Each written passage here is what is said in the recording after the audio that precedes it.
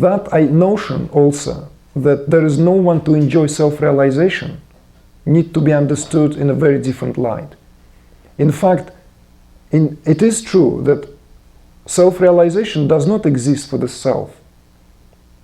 It's an oxymoron. Self doesn't need to realize itself. It only happens on that plane of reality where the contraction is being experienced. And Tantra, for instance, operate with this kind of concept, and some of you may have heard of that before, that there is this Para-Shakti, Chit-Shakti, and Kundalini Shakti, where Para-Shakti stands for that which is the self, ultimate transcendent. And it's always one with Shiva. There is no separation yet, there is no duality. Chit-Shakti is consciousness. Chit stands for consciousness.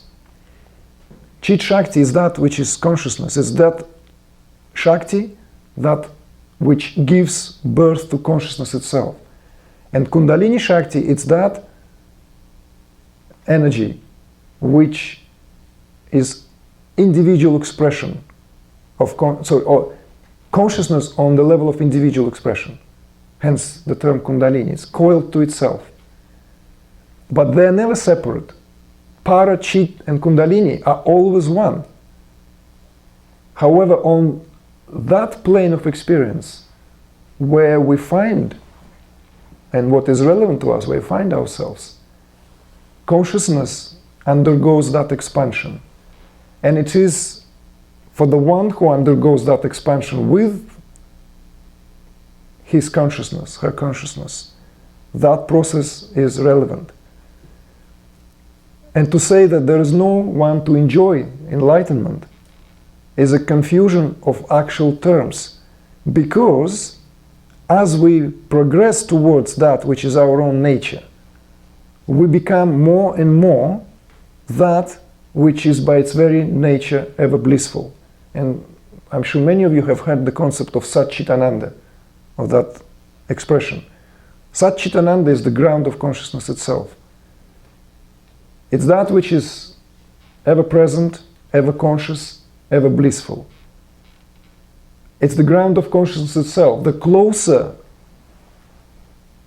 we are to that, the more conscious we are, the more present we are, and the more blissful we are. And what is bliss? It's happiness. It's a sense of fulfillment. Not a joy, because sometimes when I speak about it,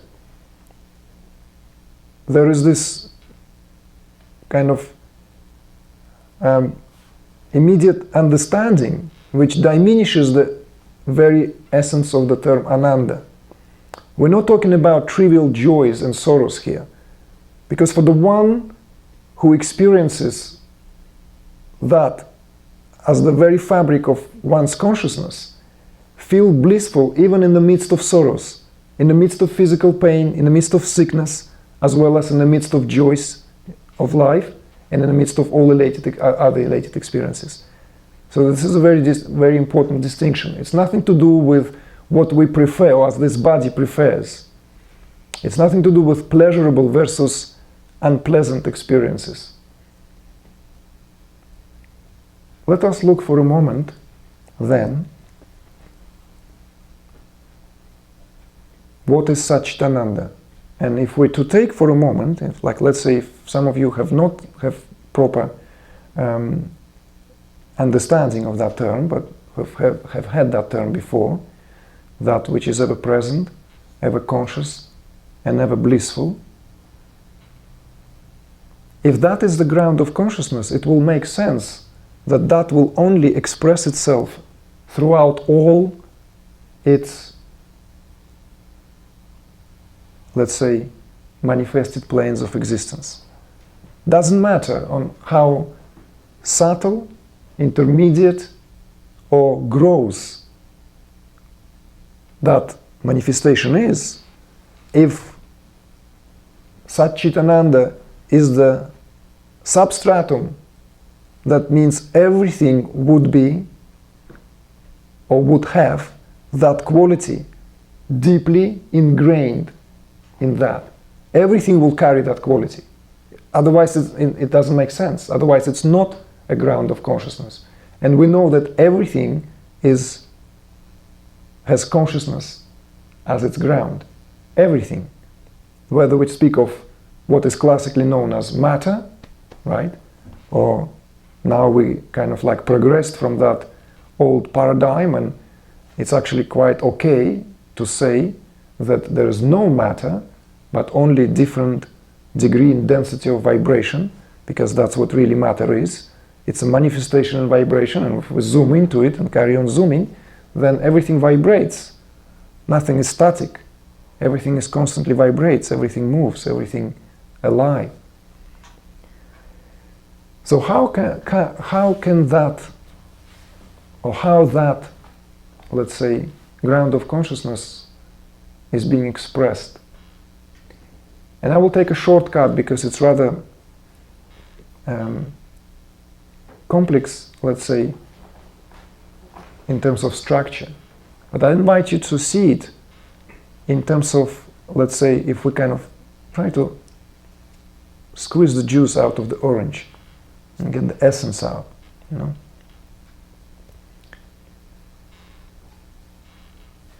Sat-Chit-Ananda expresses itself as will, knowledge, and action. It is the most important primordial energies with which universe and everything is created in the universe. Will, knowledge, and action. We, as individual beings, right, no matter what our status, or whatever, no matter what our consciousness, where our consciousness rests, all act from that platform.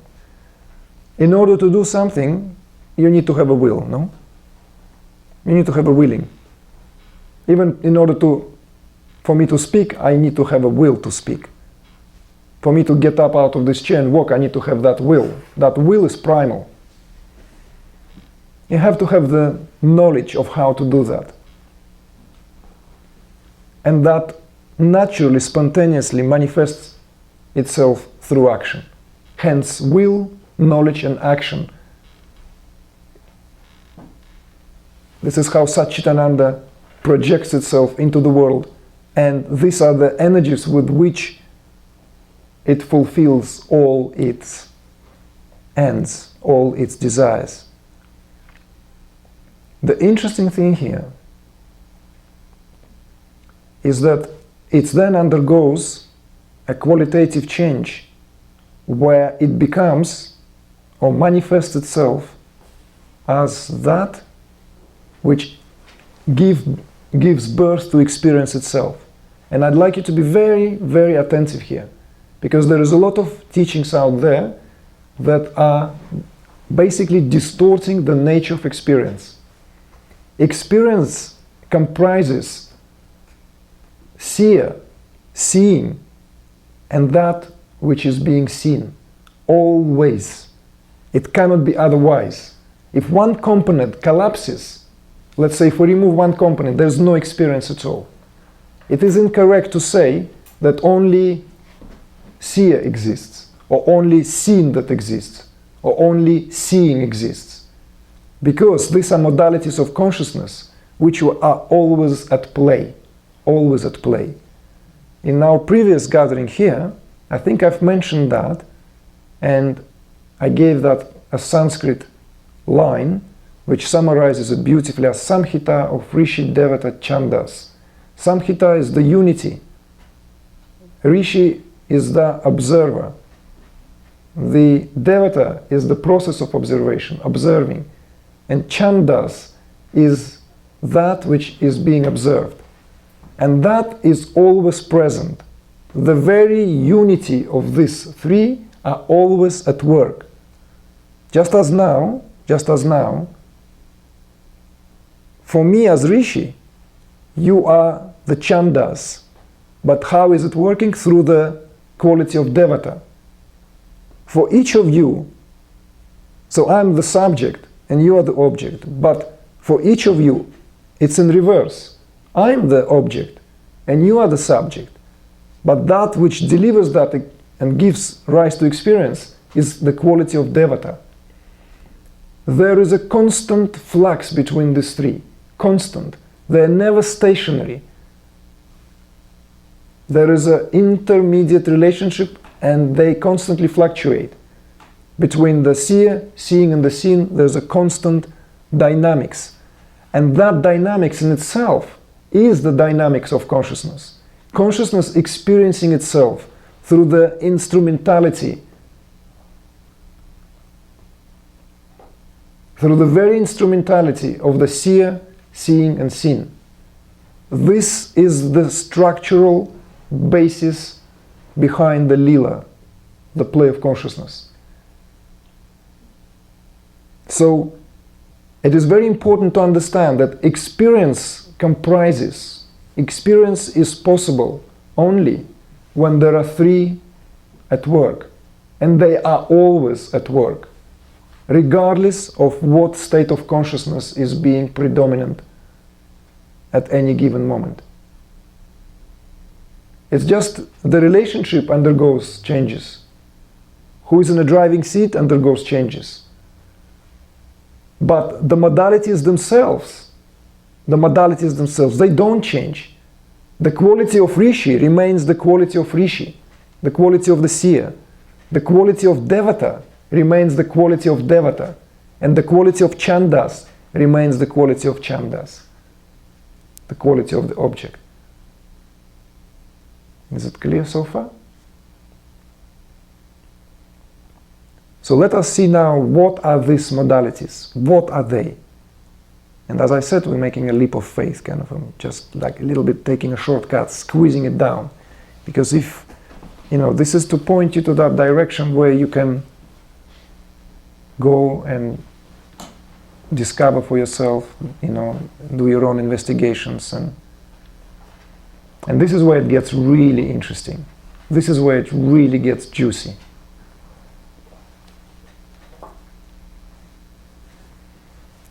You see, that quality which is represented by Chandas, or the object, it's the expression of Ananda itself. It's the expression of bliss. The Rishi, right, the seer, it's the expression of that which is ever present. It's the expression of that Sat principle. And that which allows that, the carrier, let's say, the Devata quality, which is the most dynamic aspect in these three, is the Chit. It's the consciousness itself. It's being conscious.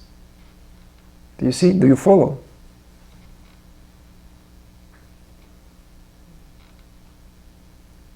And why I said it is juicy? Object here seen in a very different light now. Object is manifestation of bliss. It's manifestation of Ananda. Every object, absolutely every object for consciousness is bliss. Everything you experience in this world is for that purpose, to extract sweetness out of it. Because bliss is sweetness. This world is created for consciousness to experience itself. It's not an empty exercise. It's not an accident. It's not some kind of like a passing phenomena and we are just floating here and then gone. It has a purpose, and the purpose is to experience that sweetness of existence. It's a revolutionary understanding here. Revolutionary, literally. It's not short of complete radical view of seeing this world, instead of seeing it as Maya that meant to be disregarded. It is now being viewed as that which is imbibed with juice, to be celebrated, savored, and enjoyed. Do you follow? You can say that again.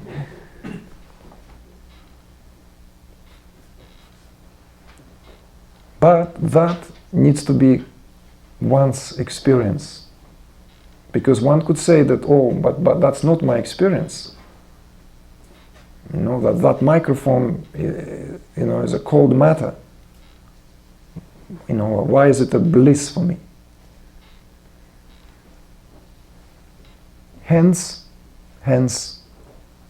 what spiritual practice is for. Essentially, spiritual practice is that for that reason. It's so that that hidden potential is being rediscovered again, because consciousness contracted, collapsed into itself, and in that contracted state, the very principle, the very notion of Sat-Chit-Ananda is being lost. It's being lost to every modality. It's being lost to the rishi, to the one who is experiencing that. It's being lost to the process itself. And it's being lost to the, even down to the objectivity of the world, because everything is object. Everything. The idea of God is also object, because there is someone who has an idea of God. So that we don't understand object just as something physical, material. Every feeling, everything, if we think, it's also object for the one who thinks.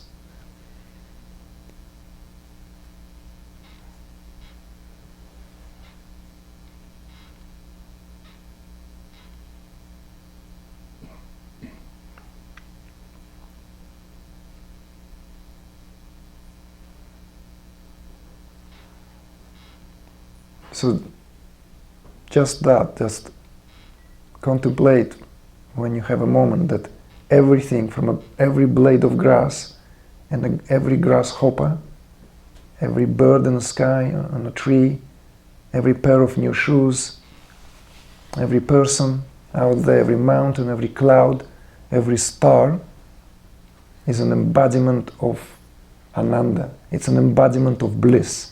It's literally bliss manifested in a physical form. And it's there waiting to be discovered.